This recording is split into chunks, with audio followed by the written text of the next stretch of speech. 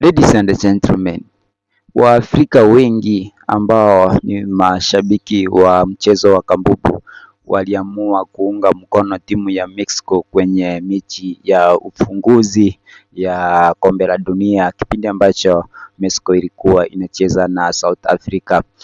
Kuna kitu ambacho kilifanya mashabiki hao kuunga mkono Mexico.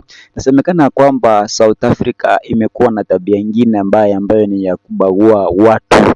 Kuna kipindi ambacho wagonjwa walifurushwa kutoka hospitalini kwa sababu wao si wenyeji wa South Africa, na inasemekana ya kwamba watu ambao walikuwa wanafanya kazi katika South Africa wote walifurushwa. Kulikuwa na watu wengi ambao walikuwa wanatoka Nigeria, wengine walitoka Zimbabwe, miongoni mwa nchi zingine ambapo watu hao walikuwa wanafanya kazi kwenye sehemu mbalimbali huko South Africa, lakini ikafikia wakati ambapo watu walifukuzwa, wengine wakafurushwa kwa sababu ya ubaguzi. Walibaguliwa ya kwamba wao si wenyeji wa South Africa, kitu ambacho kimewaudhi Waafrika wengi kwa sababu wanaamua kwamba wanajua ya kwamba Afrika ni kitu kimoja. Kwa hivyo inasemekana ya kwamba pia South Africa ikuwahi ruhusu watu kuingia South Africa kutoka nchi zinginezo kama Nigeria, Zimbabwe, miongoni mwa nchi zingine,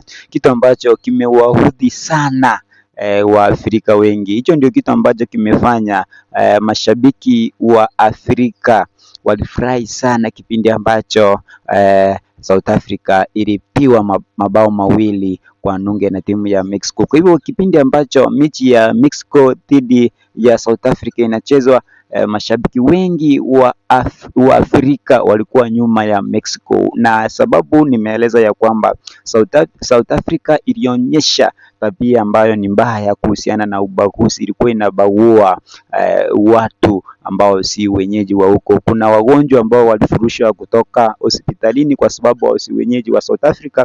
Kuna watu ambao walikuwa wanafanya kazi South Africa wakafukuzwa kwa sababu ya ubaguzi na wao si wenyeji, na ikasemekana ya kwamba kuwa South Africa haikuwahi ruhusu watu waingie nchini mwao kutoka nchi zingine, kitu ambacho kimewaudhi sana Waafrika kwa sababu Waafrika wanaamini ya kwamba Afrika ni kitu kimoja, lazima tuwe tunashirikiana kama Afrika watu weusi. Lakini kipindi ambacho mweusi anabagua mweusi mwenzao inaleta shida sana, kitu ambacho kimefanya Waafrika wengi kutounga mkono timu ya South Africa Bafana Bafana, jambo ambalo pia wanalisema ya kwamba inafaa South Africa itolewe kwenye makundi hasa isiende kitambo kingine. Ni hayo tu kwa sasa, langu jina lasalia kuwa Maskini Msomi, na hii ni Maskini Msomi Tisho Mkatoliki TV, kitu ambacho kinakupatia taarifa kemkem na matokeo pindi yanapochipuka. Nakushukuru.